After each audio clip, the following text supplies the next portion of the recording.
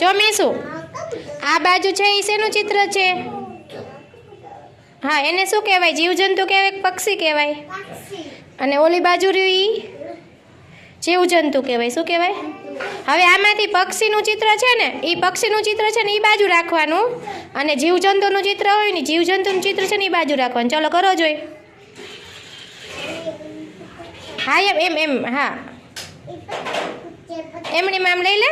હા, એ જીવજંતુ. ચલો હવે પક્ષી. સરસ. હા, હજી કરો જોઈ. પક્ષી બાજુ પક્ષી. પક્ષી કઈ બાજુ છે? એ શું છે પેલા? જીવજંતુ છે કે પક્ષી છે? જો પેલા શું છે? હા હા, સરસ.